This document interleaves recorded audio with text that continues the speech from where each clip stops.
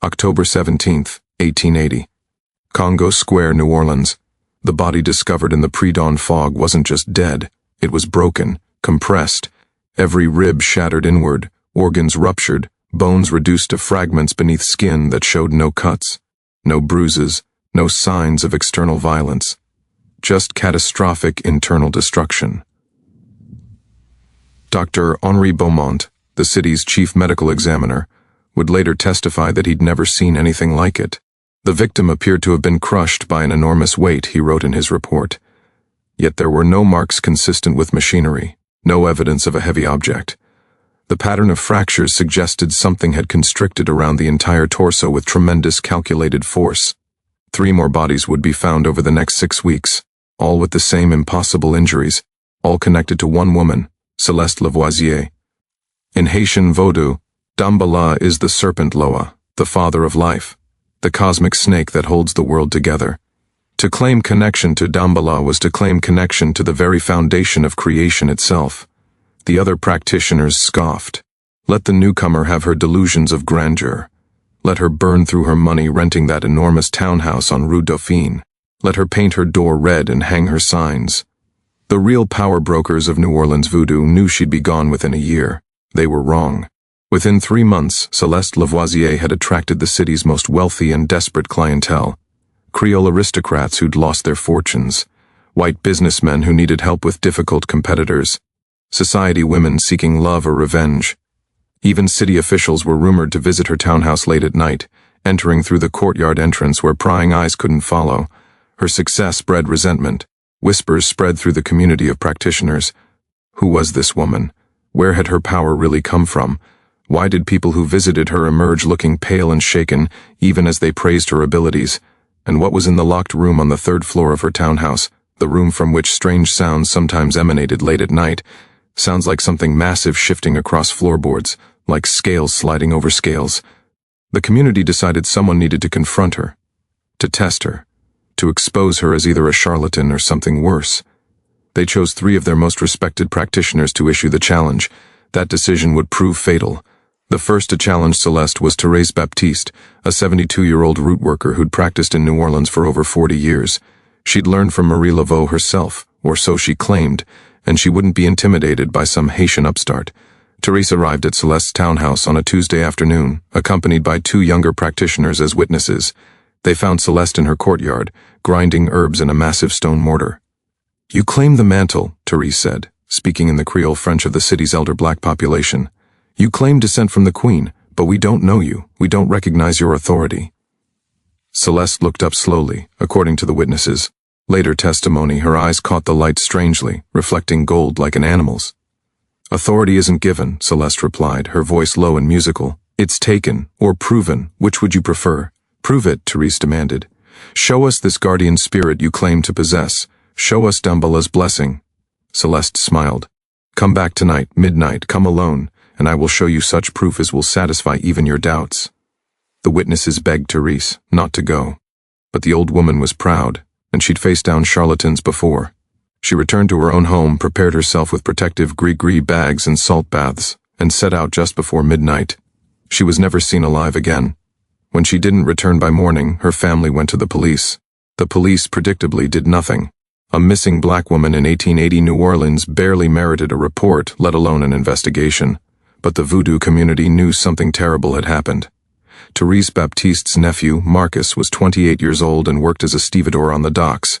He was also a practitioner, trained by his aunt, and he was furious. He didn't go through formal channels. He didn't issue challenges. He simply showed up at Céleste's townhouse with 6 other men, all of them large, all of them angry, and demanded answers. Céleste met them at the door. She was dressed in white as if she'd been conducting a ceremony. "Your aunt came to receive wisdom," Céleste said calmly. "She received it. She understood the true hierarchy of power and she left peacefully." "Where did she go?" Marcus demanded. "To join the ancestors," Céleste replied. "As all of us will, in time." "You're lying!" Marcus pushed forward, trying to force his way past her into the house. That's when he heard it. From somewhere inside the townhouse came a sound that stopped all 7 men in their tracks. A hiss, but not like any snake they'd ever heard. This was deep, resonant, like steam escaping from a boiler mixed with the warning rattle of something enormous and ancient. Celeste's smile widened. My guardian doesn't appreciate threats. I suggest you leave now. The men didn't need to be told twice. They ran. But Marcus couldn't let it go. His aunt had raised him after his mother died. She deserved justice, not just fear. 2 days later, he returned alone, in the middle of the afternoon, hoping to catch Celeste unprepared. He brought a pistol. A neighbor, Mrs. Evangeline Dufour, witnessed what happened next. She was tending her garden next door when she heard shouting. She looked up to see Marcus forcing his way through Celeste's door. Then came the scream. It wasn't a scream of pain, not at first, Mrs. Dufour would later tell investigators. It was a scream of terror, pure animal terror. Like he'd seen something from hell itself. The scream cut off abruptly, then silence. Mrs. Dufour, frightened, retreated into her own house and locked the doors. Marcus's body was found at dawn on October 17th in Congo Square, half a mile from Celeste's townhouse. The medical examiner's report was clinical. Every bone below the neck crushed to powder, cause of death catastrophic, thoracic trauma consistent with extreme constriction, no external wounds, no explanation for mechanism of injury. Now the police paid attention. Detective James Sullivan was assigned to the case, primarily because he was Irish and therefore considered expendable by the department's Anglo elite. If this investigation led into the dangerous territory of voodoo politics, better to risk a mick than a proper gentleman. Sullivan was actually a good detective, which is why the case bothered him. 2 bodies, Thérèse had been found in the river 3 days after Marcus, similarly crushed, with impossible injuries both connected to one woman, and no physical evidence of any crime. He needed more information. So he did what any smart detective in New Orleans would do. He went to the voodoo community itself. An informant named Josephine agreed to talk to him in exchange for his looking the other way on her unlicensed fortune-telling business. She told him about another challenge. Dr. Hector Moreau, she said. He's planning to expose her tomorrow night. He's going to prove she's using trickery, not real power. Dr. Moreau was a contradiction, a trained physician who also practiced voodoo, a man who bridged the world of scientific rationalism and mystical tradition. He'd studied medicine in Paris and Voodoo in Haiti. If anyone could unravel Celeste's secrets, it would be him. Sullivan tried to convince Moreau to let the police handle it. Moreau laughed. The police? He said. The police don't believe in anything they can't beat with a nightstick. This is beyond your jurisdiction, detective. On the evening of October 23rd, Dr. Moreau entered Celeste's townhouse accompanied by a witness, Father Antoine Boucher, a Catholic priest who'd long ministered to the city's Creole population, and who understood that voodoo and Catholicism were not always enemies. Sullivan, against protocol, watched from across the street.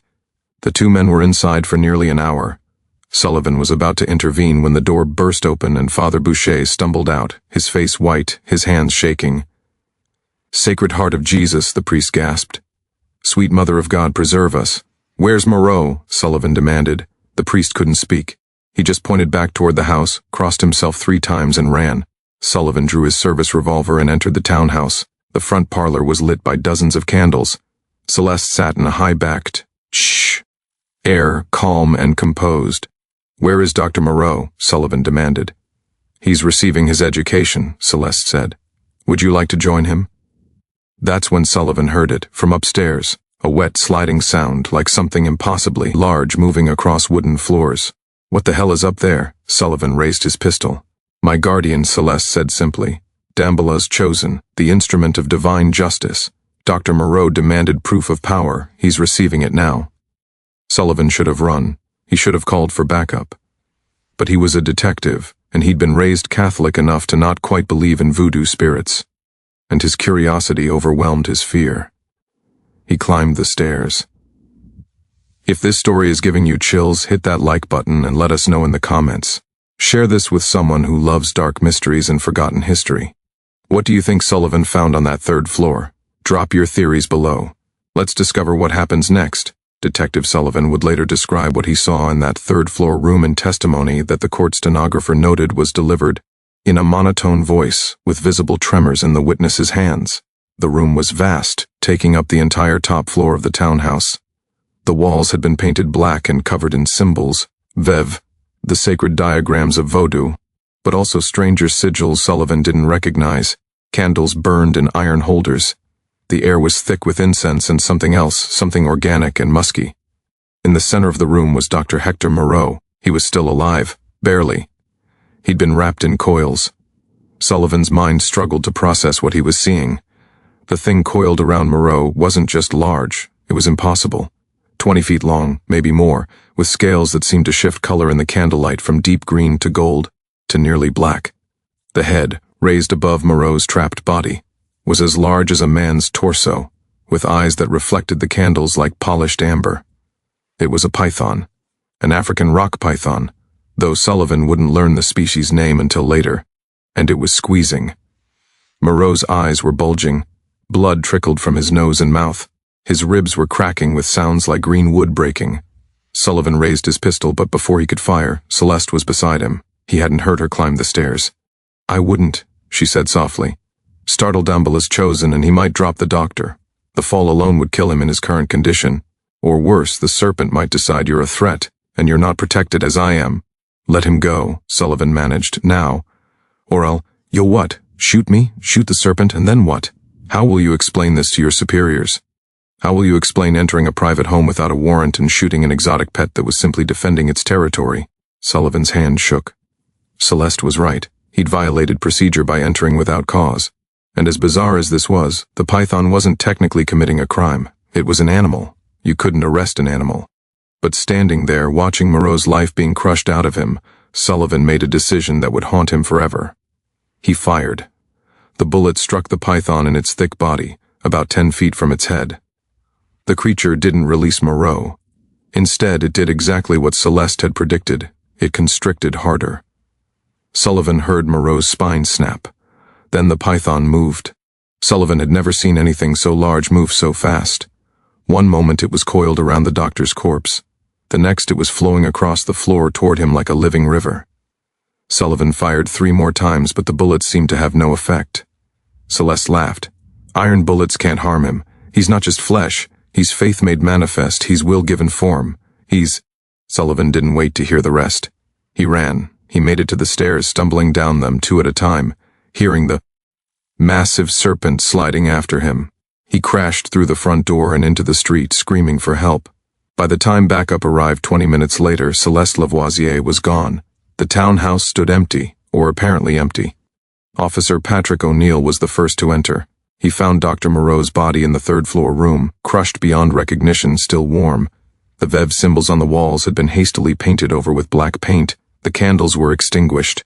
And coiled in the darkest corner of the room, partially hidden behind a silk screen, was the python. O'Neill nearly shot it on sight. But Captain Reginald Shaw, who'd arrived with the backup team, stopped him. "That's evidence," Shaw said. "We need it alive if we're going to prove this woman used it as a murder weapon." What followed was a 3-hour ordeal involving a snake handler brought in from the city zoo, 6 police officers with nets and poles, and multiple injuries non-fatal, mostly bites and bruises. But eventually they managed to cage the massive Serpent. It took 8 men to carry the cage down the stairs. The python was measured at 21 feet 4 inches. It weighed approximately 250 pounds. The zoo's herpetologist, Dr. Franz Weber, identified it as an African rock python, Python sebae, one of the largest snake species in the world and not native to North America. "Someone brought this animal here," Dr. Weber explained to the police. "They probably smuggled it in as a juvenile and raised it to this size. It would have taken years, and feeding it." He paused. "A snake this size would need substantial prey, pigs, goats, perhaps even—" He didn't finish the sentence, but everyone understood what he was suggesting. The search of Celeste's townhouse revealed more disturbing evidence. In the basement they found a large enclosure that had clearly housed the python. The floor was worn smooth, covered in shed snakeskin. They found bones. Animal bones, they hoped. They found records of shipments from Haiti, including manifests that mentioned religious artifacts and specimens for research. And they found a journal, written in a mixture of French, Creole, and what Dr. Weber identified as Haitian Creole. The journal detailed Celeste's acquisition of the python 12 years earlier in Haiti. She'd purchased it from a Voodoo temple, where it had been raised as a living incarnation of Damballah. She'd trained it, fed it, bonded with it. The journal's final entries were chilling in their casualness. September 24th, Thérèse Baptiste came tonight. She is stubborn but not strong. Damballah's chosen accepted her offering. She joins the ancestors and her power flows to me. October 5th, the nephew brought violence to my door. Damballah's chosen showed him the price of such disrespect. The body was left in Congo Square as a warning, let them all see. October 23rd, the doctor believes science can explain mystery. Damballah's chosen is teaching him otherwise. Perhaps this one's knowledge will linger after his flesh is gone. The implication was clear, though prosecutors would struggle to prove it in court. Céleste Lavoisier had been using her python to murder her rivals, framing each killing as divine judgment, as proof of her spiritual superiority. But Céleste herself had vanished. The manhunt for Céleste Lavoisier became one of the most intensive investigations in New Orleans history, complicated by the fact that half the city's population didn't want her found. Detective Sullivan, traumatized by his encounter but determined to see justice done, led the investigation. He faced obstacles at every turn. The voodoo community was divided. Some practitioners, terrified of Céleste and her guardian, actively helped the police. Others saw the investigation as white law enforcement interfering in black spiritual affairs and stonewalled at every opportunity. The wealthier white clients who'd visited Céleste denied any association. "I never met the woman," became the standard response, delivered with affronted dignity. The police raided suspected safe houses throughout the French Quarter and Trame. They questioned steamboat captains and railway conductors. They put up wanted posters, though they had no photograph of Céleste. She'd refused to be photographed, claiming it could trap her soul. Weeks passed. A month. 2 months. Then, on December 12, 1880, a fisherman found a woman's body floating in the Mississippi River near the Algiers Point ferry landing. The corpse was badly decomposed, but the height was right. The clothing matched descriptions of what Céleste had been wearing. A ring on one swollen finger bore the same snake motif witnesses had described seeing on Céleste's hands. The medical examiner, Dr. Beaumont, conducted the autopsy with Detective Sullivan present. Cause of death is drowning, Beaumont determined, but there are unusual findings. Bruising around the neck, the torso. Almost like... He didn't finish, but Sullivan understood. The marks looked like constriction injuries, like the python had turned on its mistress. "Maybe it got hungry," Sullivan said quietly. "Maybe she couldn't control it anymore." Or maybe, neither man said aloud, something had gone wrong during one of her ceremonies. Maybe the guardian had decided it was tired of being controlled. The coroner ruled it as Céleste Lavoisier, deceased by drowning. The case was officially closed, but questions remained. The python itself became a source of controversy. The city zoo refused to house it permanently, claiming they didn't have appropriate facilities for such a dangerous animal. Dr. Weber suggested it be destroyed humanely. The voodoo community objected strenuously. If the python was truly an embodiment of Damballah, and many now believed it was, then killing it would bring a curse upon the entire city. The standoff lasted weeks until a compromise was reached. A wealthy Creole businessman named Armand Toussaint, who'd been a secret client of Céleste's, though he denied it publicly, paid to have the python transported to a private zoo in Cuba. The transaction was handled quietly with minimal documentation. The python disappeared from New Orleans history, or so everyone believed. The legal aftermath was complicated by the fact that the accused murderer was dead. Louisiana law in 1880 had no provisions for posthumous trials. The district attorney, under pressure to resolve the case, held a coroner's inquest instead. The inquest, held in January 1881, heard testimony from Sullivan, Father Boucher, the medical examiner, and several members of the voodoo community. The proceedings were covered extensively by the New Orleans Picayune, which ran sensational headlines like "Voodoo Queen Serpent of Death" and "Python Priestess Claimed 4 Victims." The coroner's jury reached a verdict on January 23, 1881. Céleste Lavoisier was responsible for the deaths of Thérèse Baptiste, Marcus Baptiste, Dr. Hector Moreau, and a 4th victim, a rival practitioner named Isabelle Doucet, whose crushed body had been found in November and linked to Céleste through witness testimony. The verdict satisfied the law but did nothing to ease the community's deeper concerns, because strange things kept happening. In February 1881, the businessman who'd supposedly shipped the python to Cuba was found dead in his home. Crushed ribs, no sign of forced entry, no explanation for the injuries. In March, one of the police officers who'd helped capture the python, Officer O'Neill, woke up one night to find snake scales in his bed. Not shed skin, but actual scales, as if something massive had been coiled there while he slept. He quit the force the next day and moved to Chicago. Detective Sullivan began experiencing nightmares. In them, he was back in that 3rd-floor room, but instead of Dr. Moreau and the python's coils, it was Sullivan himself. And Céleste was there, laughing, saying, "You interrupted the ceremony. Now you're part of it." The nightmares continued for the rest of Sullivan's life. He died in 1903 in his sleep of what the doctor called heart failure, but his widow told a different story at his wake. She'd found him in bed with his eyes wide open in terror, his hands clawing at his chest, as if trying to pry off something heavy that was crushing him. The voodoo community didn't forget either.